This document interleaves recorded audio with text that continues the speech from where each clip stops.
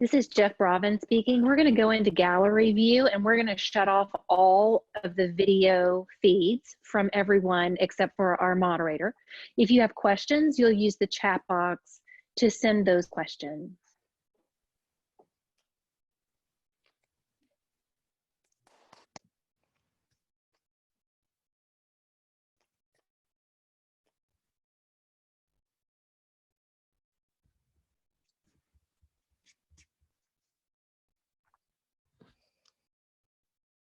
And then Jeff froze. Sorry, we're asking for repetition.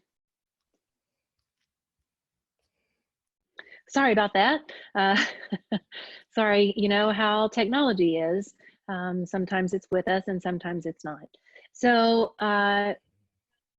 Amy Novotny is at the Rocky Mountain School for the Deaf, and she will be our moderator for this session. We'll be talking about family engagement.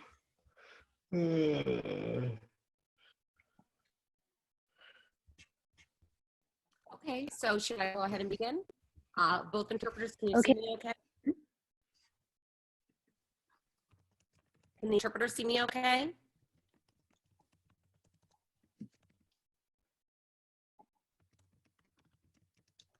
Can the interpreter see me okay?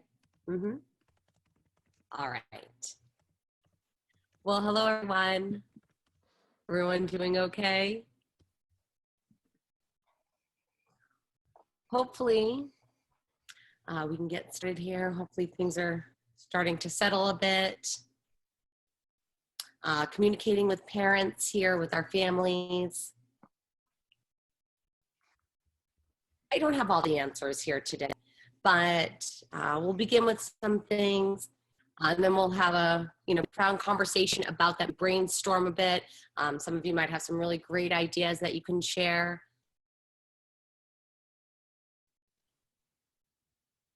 Communication with this audience, knowing that our audiences, right, our constituents, stakeholders, they vary. So bearing that in mind as we communicate during this time. Having our weekly communications. Getting the information out there. And then also, we have families that speak different languages. So, in getting interpreters to interpret those phone calls as well. Another thing that I've seen is mini what?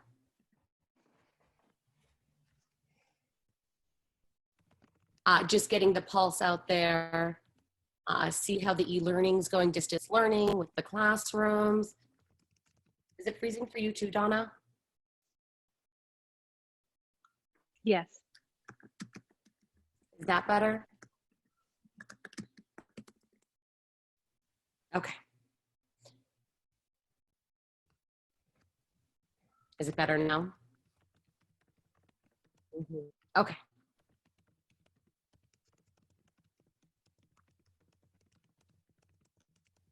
So LSL classes, families, well, schools, a lot of them seem to be doing that now. ASL tutoring for the families are being provided.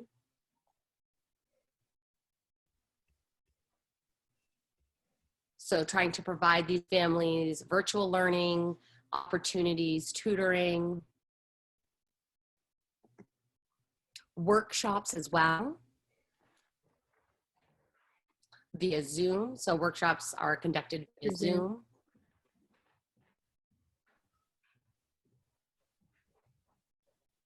We haven't gotten to this point just yet, but providing mental health classes as well, or mental health workshops. We want to, at some point, provide that to our family.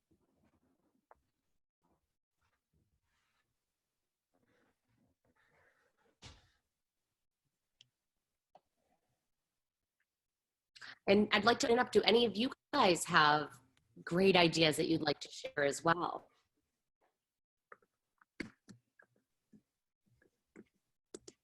Are we ready to open it up?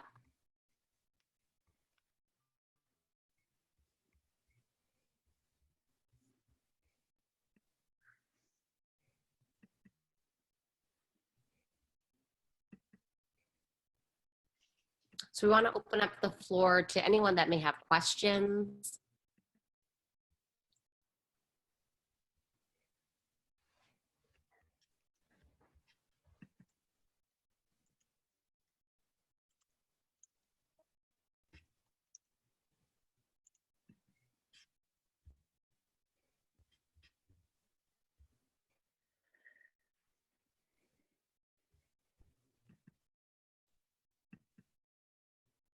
Yeah.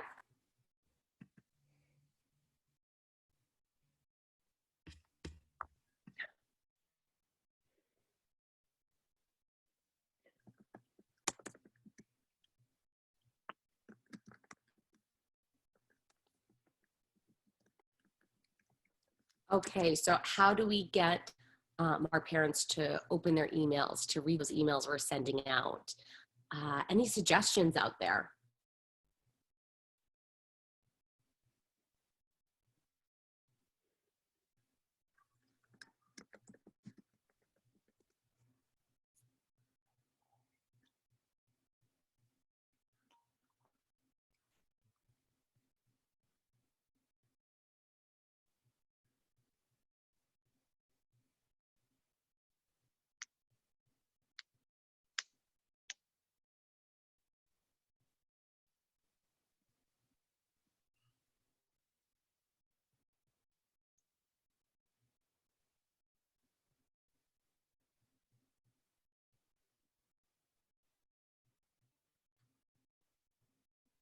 Molly. Molly.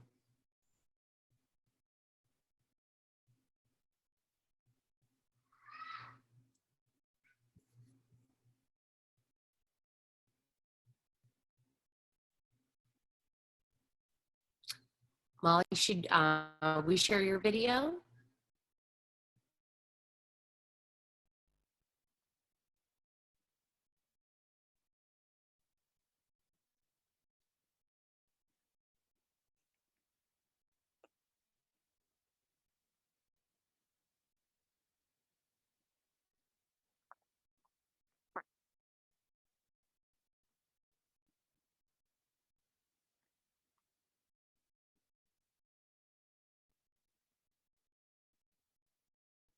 Can everybody see the chat box, the conversation that's happening?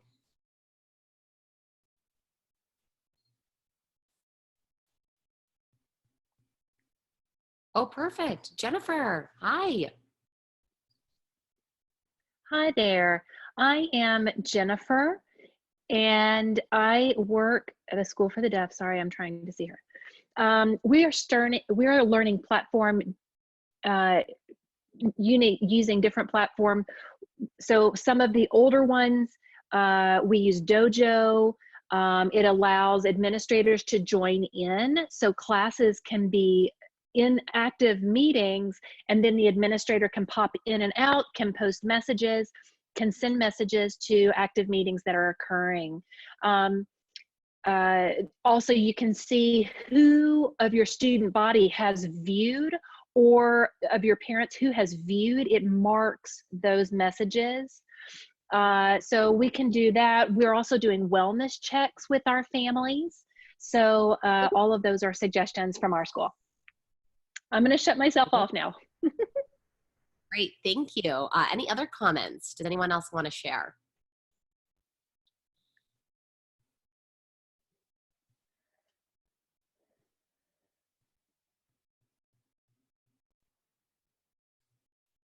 Any of you providing ASL classes for your families? And if so, what do they look like? How are you providing that right now?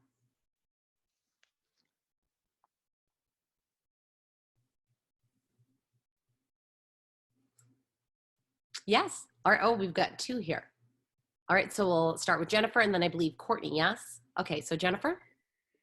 With regards to ASL classes, we are offering virtual tutoring for families during set times during the day, and there's also an evening session. We had closed some of our evening sessions, but we decided that we were going to extend those since we're going to a virtual platform. And our ASL teacher is actively posting assignments and interacting with our families.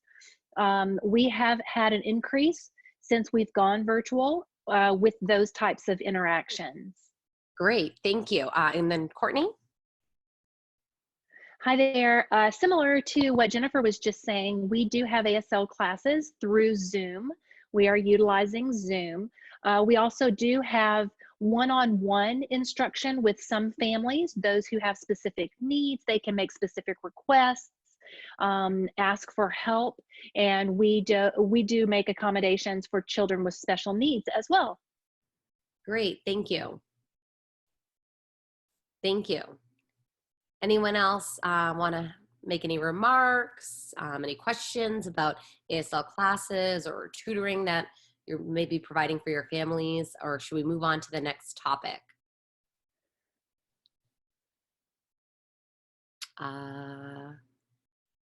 Okay, I know several of you do have families that come from different backgrounds, speak different languages. So just curious, how do you address them? What's your approach? Is it through an interpreter? Is it via snail mail, email, phone calls? How are you communicating with those families?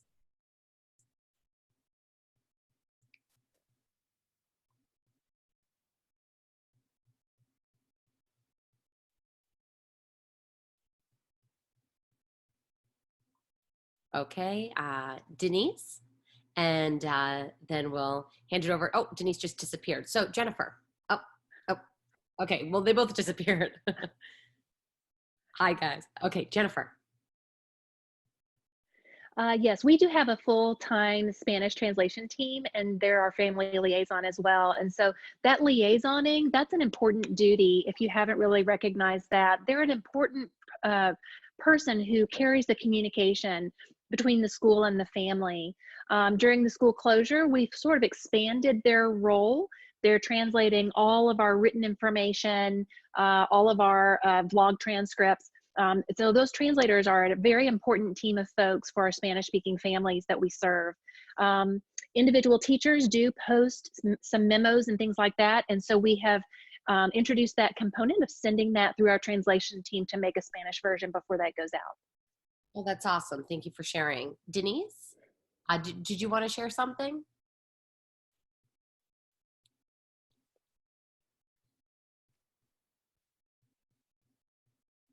Similar comment, we also have a Spanish translation team. Typically, they are not in that liaison role. They are a strictly translation team. We, of course, want to engage our Spanish-speaking families, so the teachers that work with them do work through that translation team sort of as a way of answering their questions and getting information to those families. We have, that person is also on staff full-time. Oh, great. Thank you for sharing. Thank you. Sure thing. Any other questions, Jennifer, or remarks?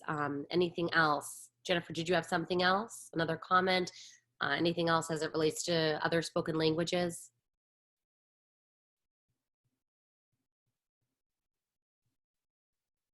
Okay, so I think I'll move on to the next topic here. Just wondering if any of you are providing workshops during this time for your families, webinars, or anything else, maybe workshop related. Are you communicating virtually with your families? And if you're going over topics, what topics are you covering? Denise? Okay. This is a better answer for me. There is one thing that I feel very strongly about, and it's a strength of our school. We have a special education coordinator that reaches out to every single family before their IEP date. And so we are doing a practice Zoom session meeting. So they sort of do a dry run with the family to make sure that the background is good, that how to use the mute, how to mute your video, all those types of things. What happens if you need troubleshooting, like I can't hear, I can't see. And so really giving them the step-by-step with Zoom. And once they feel comfortable with Zoom, then the IEP is typically the next day. And that's one of the things that we've rolled out for our families to help really so that we can use our time wisely when it comes to IEPs, because as you know, when it comes to technology, it can be so bumbly at the beginning. That's a great idea. Thank you for sharing. Anything else?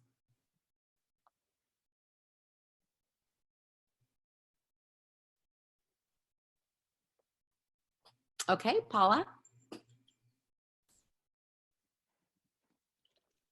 We can't hear you, Paula. You're on mute. Sorry, I put the video on, but not the mute. Sorry. So at ASD, we sent out a survey to our parents about 2 weeks ago, just to ask, how are we doing? You know, do you have any questions? And if we saw a common theme from parents, we set up a video, a how-to video on how to, resolve some common problems. And then if parents were still having concerns, we would set up individual times to work through some of the technical difficulties or other questions that they were having.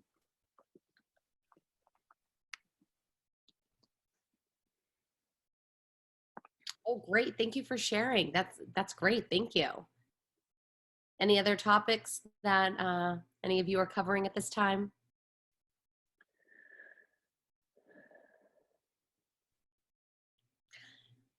And other great things that you might be doing during this time.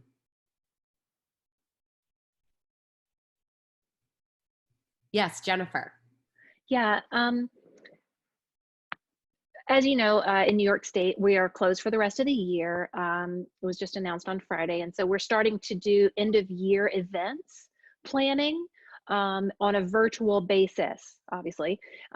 So we're talking about the parent engagement piece of events, because we want, we have some parents who are highly invested, others that are not. We want to encourage that family investment. It also helps with mental health issues and not being able to go out. So we're talking about how to balance end of year events, providing support for all. So that's our current topic. I'm wondering if I could ask the full group about end of year events. For example, family support events. Any other suggestions for Jennifer? Well, can I add? Sure. Because I wanted to give examples. So for example, our traditional end of the year events like field day, we always have a big field day, which we can't do. We always have the ASL challenge. We always have the phys ed challenge, PE challenge day. We also have awards days, and we have recognitions like those. And then of course we have graduation for pre-K, 6th grade, and then high school, obviously. So we've done yard signs for some of those kids. We sent them their tassels. So we wanted to make sure that they're feeling connected to their school and they're feeling that celebration, that it's still important, but the parent piece is missing. And so we want them to feel celebrated. Mm-hmm. So I can comment as to what we're doing at our school, but our community is really small. So we do those personal calls to the families. We make sure that they're engaging with anything happening virtually through Zoom.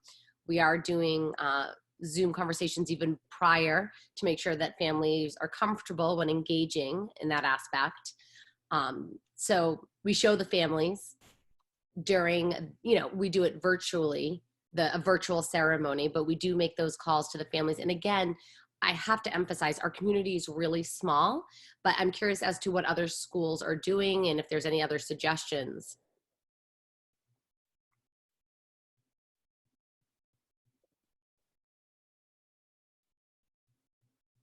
Anything else? Any other thoughts? I know I recently saw in the chat box there was having one point of contact for the families, so an actual POC. Kim, she mentioned that to me, and I'm wondering if Kim is willing to maybe elaborate a little bit, talk about her plan and what you've been doing. Kim, can you share that, please? Kim?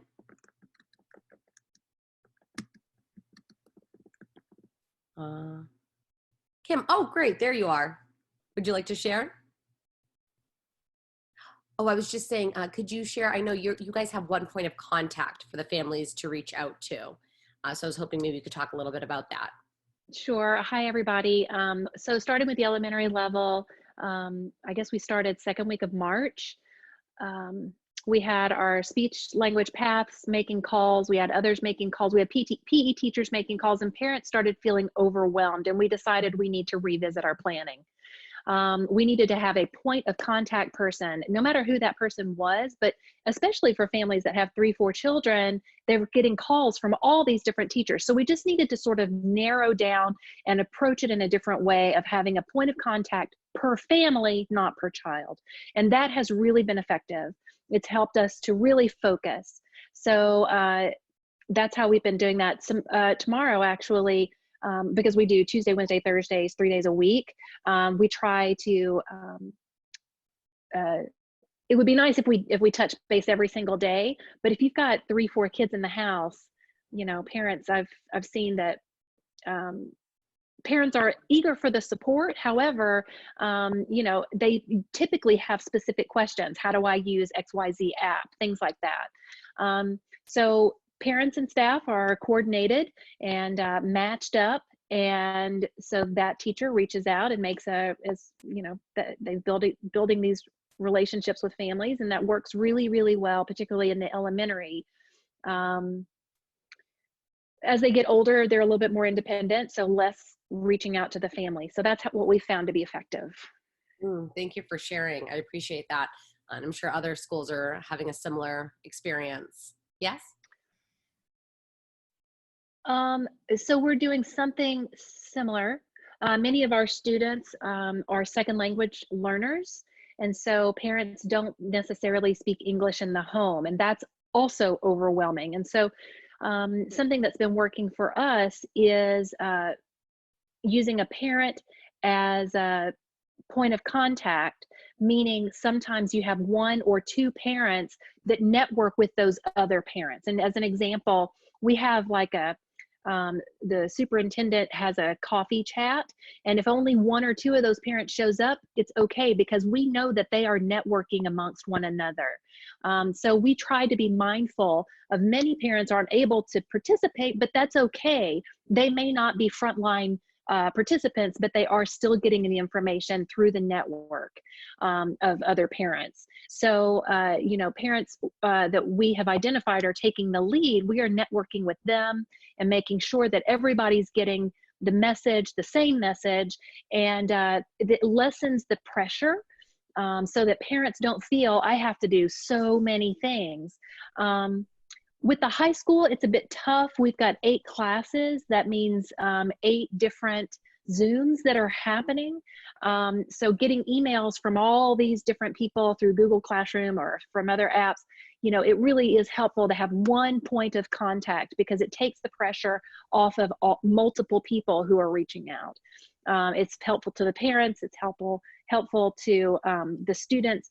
And then the parents can do, we have teachers reaching out to parents as a drop-in. So rather than the teacher being fully responsible for the full amount of time, they're doing drop-ins and leadership bits at a time. Thank you. Thank you for sharing. Any other thoughts? Courtney? Yes.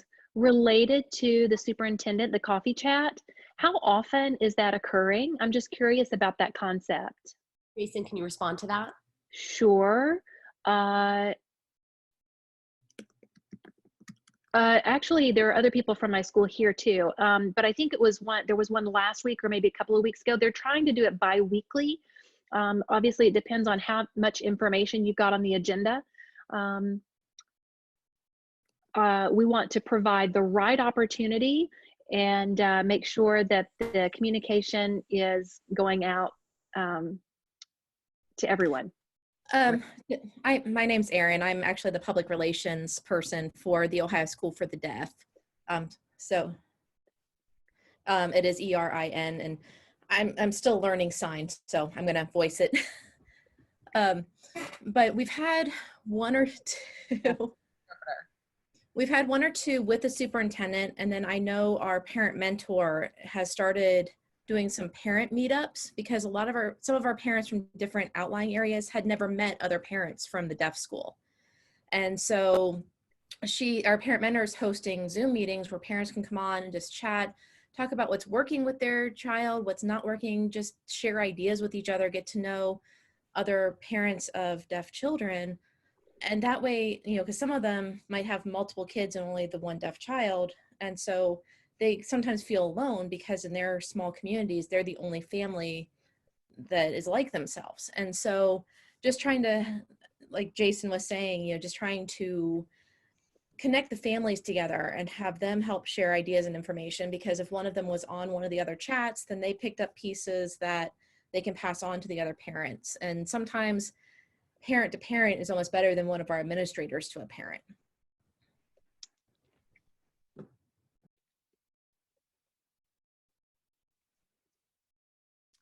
Great, thank you, Erin.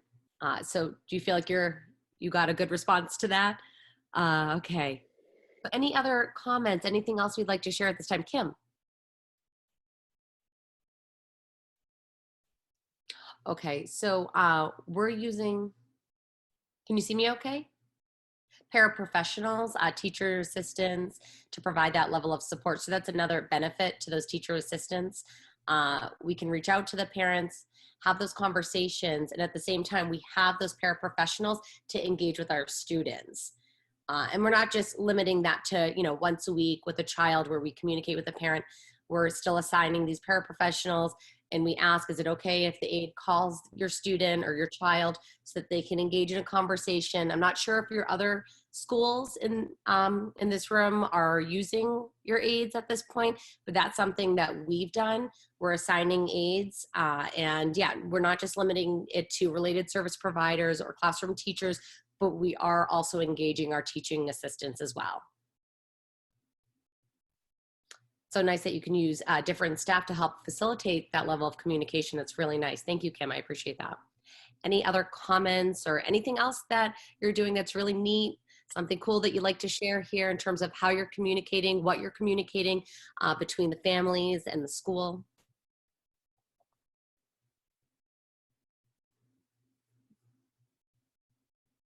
I see someone in audios. Is someone talking right now? Is he connected to audio? No? Okay. You don't hear anything? Okay, I'm just wondering. Oh, yes, Jeff? Yeah, somebody might be muted. I can't see Jeff. Jeff, you're freezing. Okay.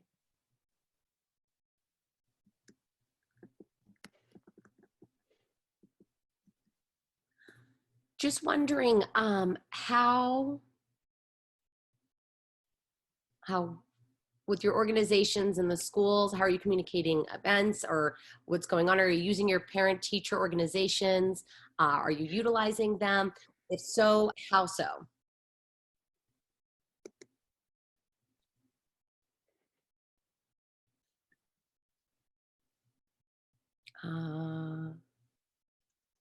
Courtney.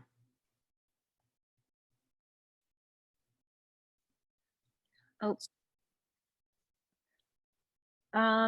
Through email, we have been communicating, also phone calls if necessary, but we're sending out emails, information about not events, but like the food pickup areas, also work for students that can be picked up. We've got a point of contact person who's sending out that information. Because again, we're trying not to overwhelm our parents, but we do need to give them information. So if they see that point of contact person's name, they know that's the one I want to open up. That's the one I got to read. Okay, thank you.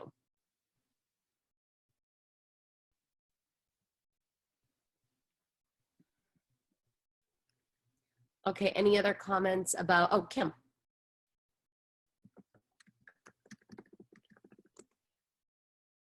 Kim and, okay, Kim, and then you'll be up right after Kim.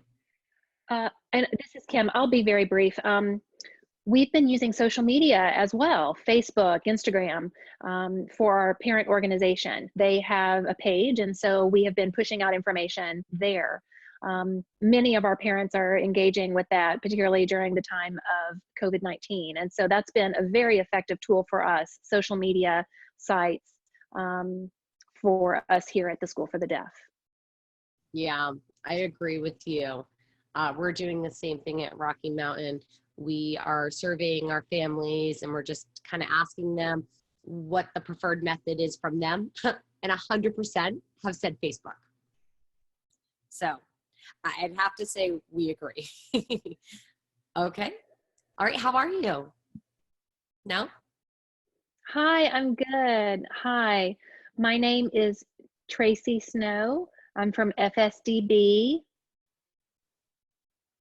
I just wanted to add one thing that we've been doing as far as communicating with our family. We have our school website. We have a specific web page. Oh, frozen. And we can ask questions there. We have an FAQ page, frequently asked questions page. And so we also have a Spanish version of that. There are English FAQs and then a Spanish FAQ. It feels like we're looking at that almost every day. And also we're turning our information into an ASL version and a Spanish version. We're also sending information to parents. Typically, oh, sorry, you're frozen.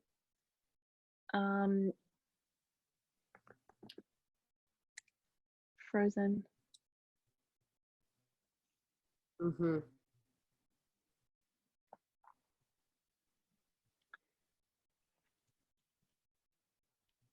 Okay, Okay, are could you you good? Can actually you see me now? repeat that? Sorry.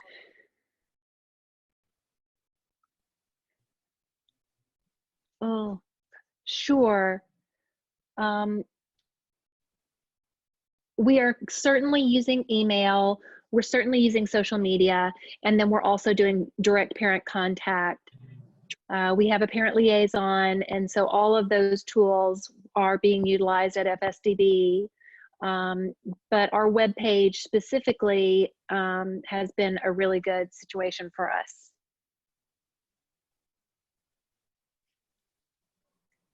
Okay, and I like that suggestion. This is Ellie. Can you hear me?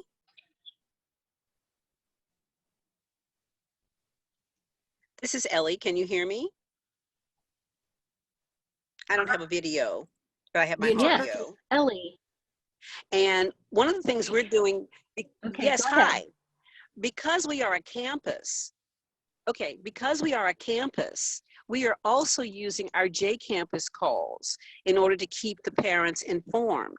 So on Wednesdays, the school sends out just some kind of a notification about what's going on. And on Sundays, our superintendent sends out a message to the families, you know, just continuing to give them hope and maybe point them in the direction of something or congratulate the group on something. So we find that that really helps because it helps us reach every parent.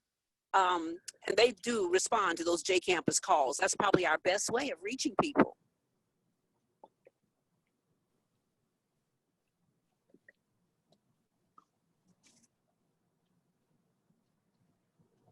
Of course, I just want to mention that we're still using all the other things that everybody else has said as well. So I didn't want you to think we weren't doing that, but yeah, we're doing everything else as well.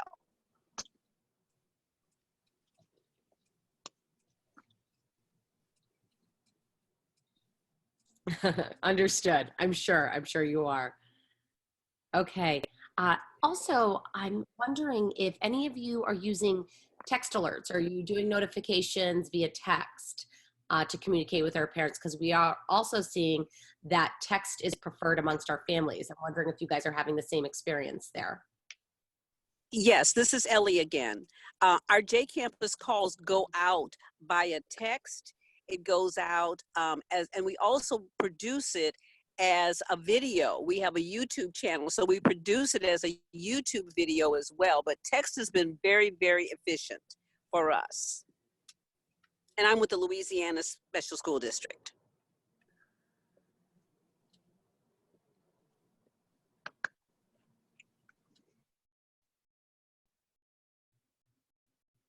Well, nice to meet you.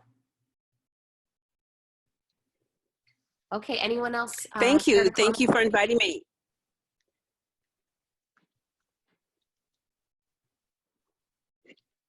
Great.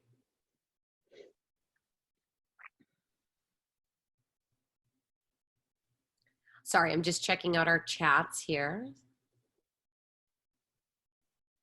I want to see if there's any other comments.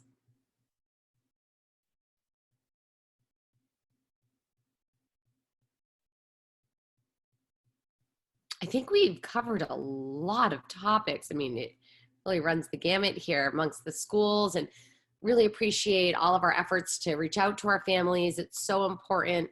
We want our deaf students to thrive at the end of the day. That's what we'd like to see. And to ensure that that happens, we need to collaborate with our families. Communication is crucial during this time, and I appreciate your hard work and all of your efforts. Again, feel free to reach out. Feel free to make a comment, ask any questions. Jeff?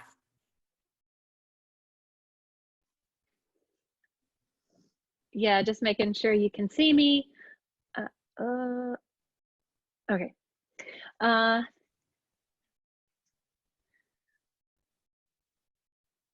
Okay. This is Jeff.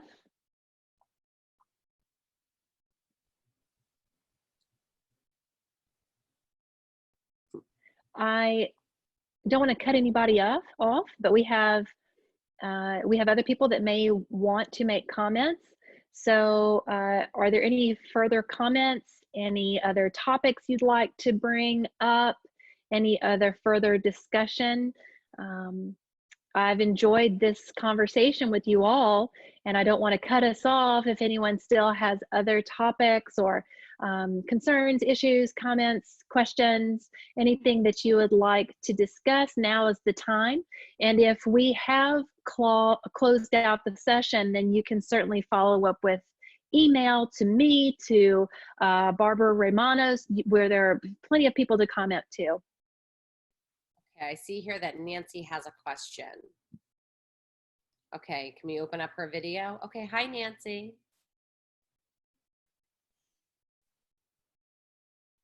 Yes, you touched on one issue that is of concern to me. We've had so many changes during this time of COVID-19. I'm wondering, how often are you communicating with family? Because it seems like there was a time where we were getting tons and tons of information, and then in the last week or two, there's been not a lot of new news. And so I'm just wondering, how often are you using these different approaches to communicate with families so that they know what's going on and don't feel like they're being left in the dark? Mm-hmm. I'm sure others would like to chime in at this point. Any suggestions? I know every school is probably doing something different. There's just a myriad of strategies, and I don't think there's any right or wrong way to approach this.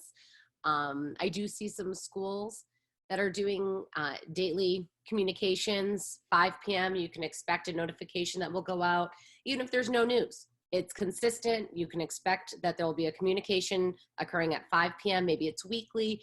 Again, if there's no news to share, then we just make comments, basically, just to indicate that we want to maintain that open communication with them. I saw Jennifer. Jennifer, did you want to chime in there?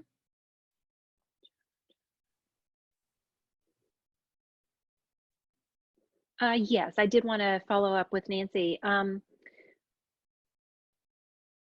we have two schools. We have an elementary, a middle, and a high school. And there is a bi-weekly newsletter that goes out, just a one-page thing.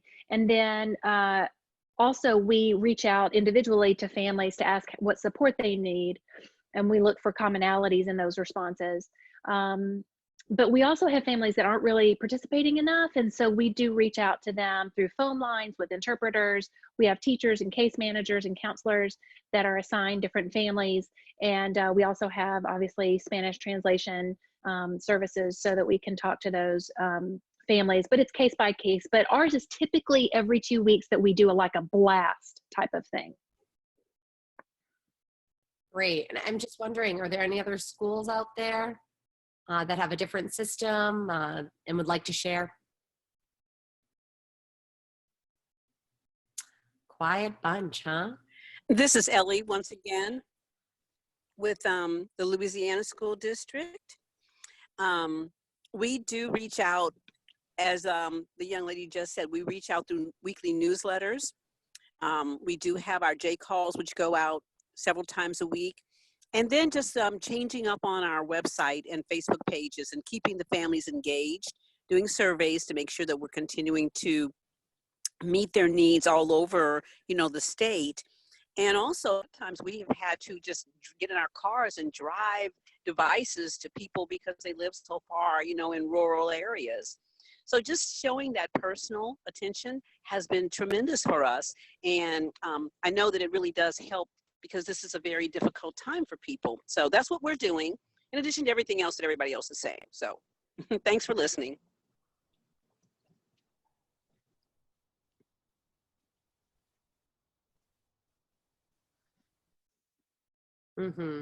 Thank you, Ellie. Kim, did you want to share something? Did you want to chime in there?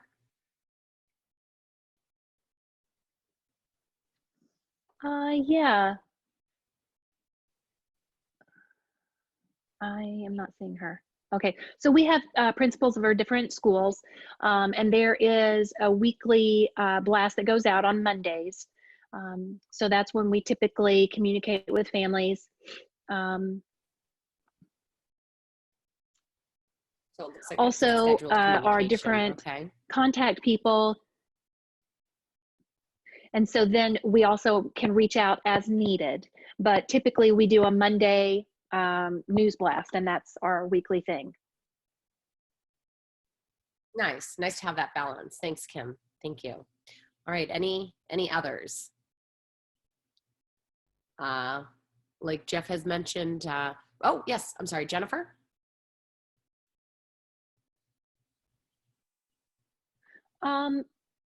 We also we have some families that are not being very successful using remote technology.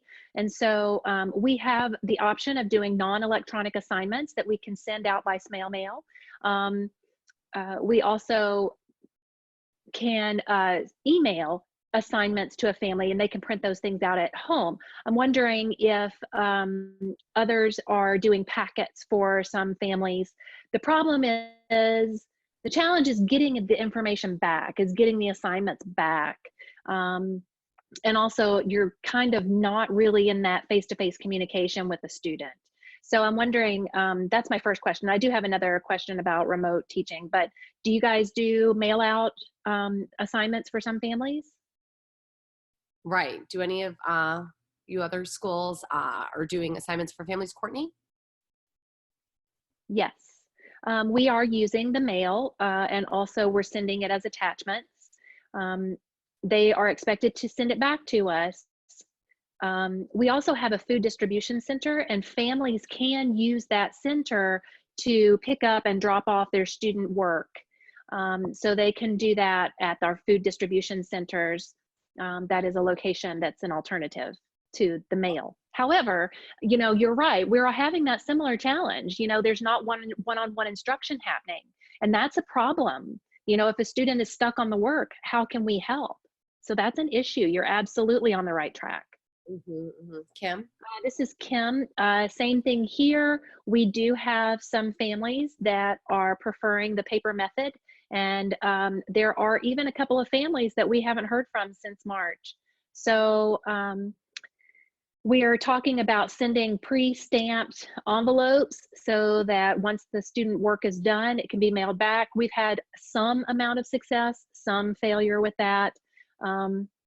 Really, May 22nd is going to be our school closure. We're going to end the year. And I think there's probably going to be the time that comes that we have to physically drive to do a pickup of that work because we're just simply not getting it back. We're going to have to go and collect it. Which is a problem when it comes to IEP goals and objectives. So some are compliant, others are less compliant. We're probably going to start making phone calls and making appointments for pickup. Yeah. Oh, thank you. Thank you for sharing, Kim. Anyone else?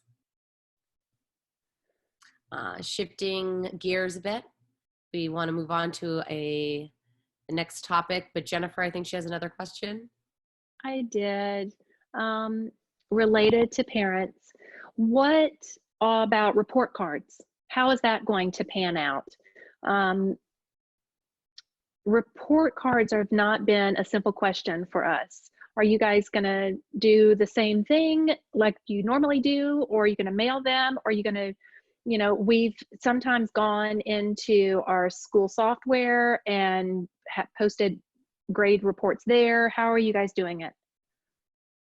So yeah, so with report cards, how are we communicating those with our families? How are we distributing those? Has any of you attempted to do so already? Or does anybody have any plans to do so? If you could unveil that maybe. Sure, I can add that we do, oh, sorry. That point, yeah. I'm wondering if that's maybe why we're not hearing many of you chime in. Somebody mentioned they're still in school. Others are doing only distance learning and leaving grades.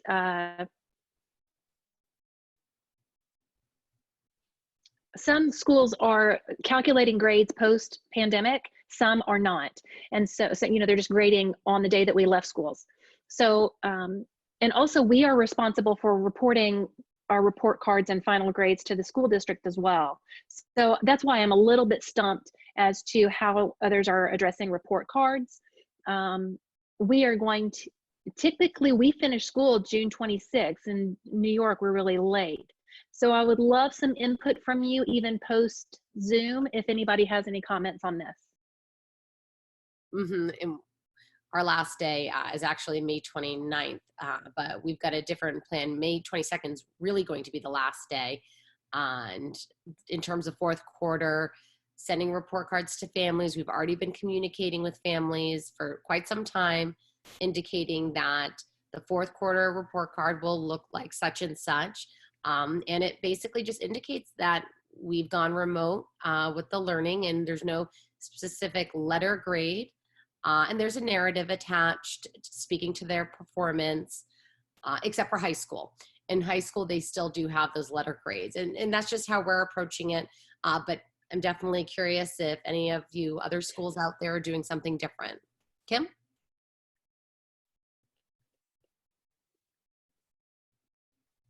We have a standards-based report card, or like a standard report card.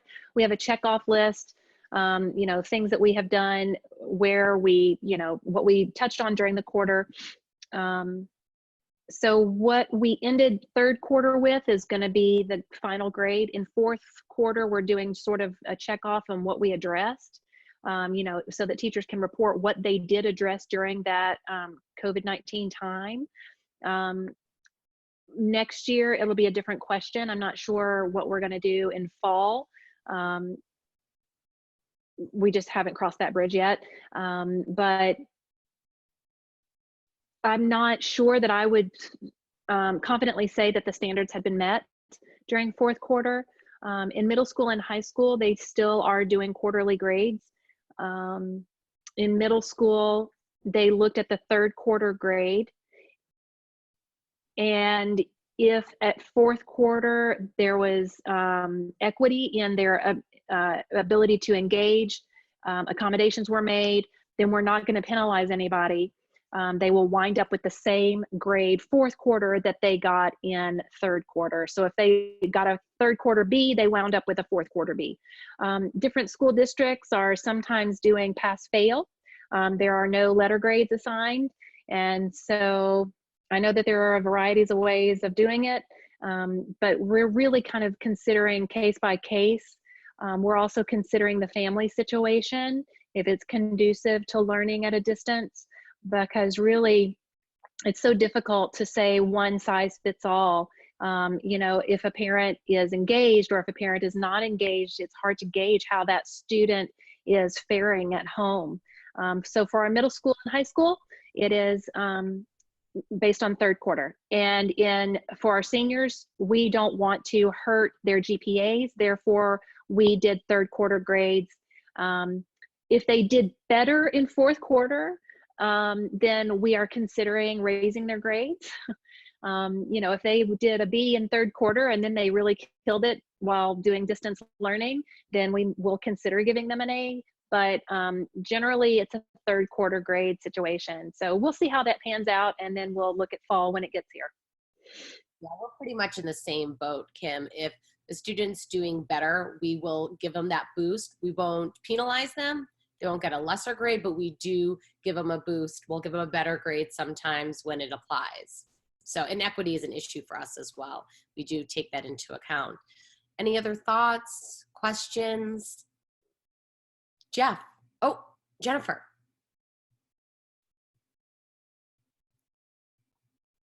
Sorry, I missed part of that.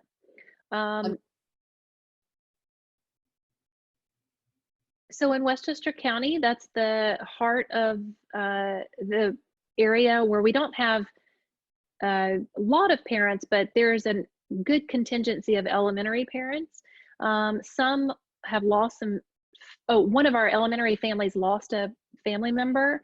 And so we want to be able to address that and provide full support. I'm wondering if any of you have experienced a number of parents testing positive or a loss of a family member during COVID-19. And if so, how have you handled that?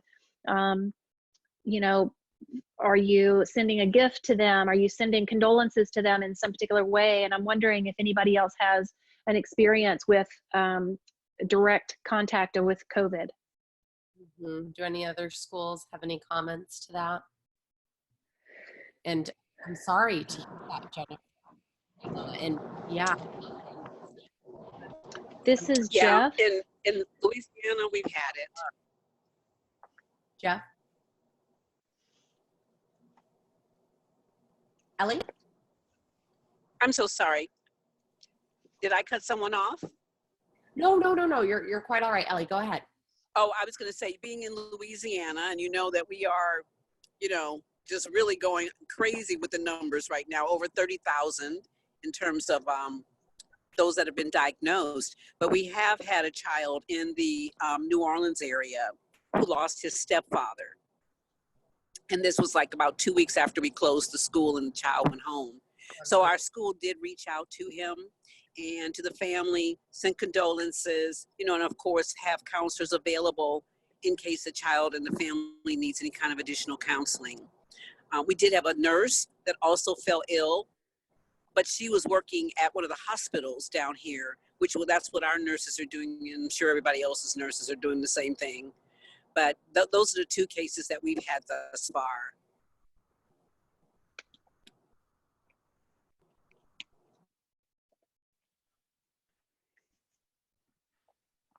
Thank you for sharing that, Ellie. This is Jeff. I wanted to respond to Jennifer. Yes, there have been issues with the hotspots. New York's close to Connecticut, and that's where we are. Fairfield County has been hard hit, and so it's been terrible. So there have been a few families affected of our children. The children have so far mentally seemed okay. We do have counseling available, and we are offering that weekly to all of our students, as a matter of fact. If we get information from parents or family members how we can help, we are certainly rolling that out. We do have a good number of free and reduced lunch families, And so we are sending food cards, grocery store cards, so that we can make sure that everybody's getting what they need to stay healthy during this time. And so that's been a challenge. It's been a challenge for all of our families. We have 30 students that are still on campus. And so we do have staff that are still working because they're unable to leave. So my concern, obviously, is our staff members. You know, they're coming in every day, and so that's a particular kind of challenge when it comes to spreading disease. So I appreciate everyone's conversation today and your comments and your ideas. It's so fantastic to connect with all of you here through this tool. If you need anything, if something comes to you that there's a topic that you really need to share with your cohort of school administrators, please give that information to Barbara Romanos, because she would be happy to address those topics, particularly, you know, during this session of CEASD, if not before school opens in this fall. That's another topic that we want to talk about, is reopening schools. And so we look forward to many, many healthy conversations. Amy, thank you so much for being our moderator today. And with that, we're going to close this session. Take care, be safe, stay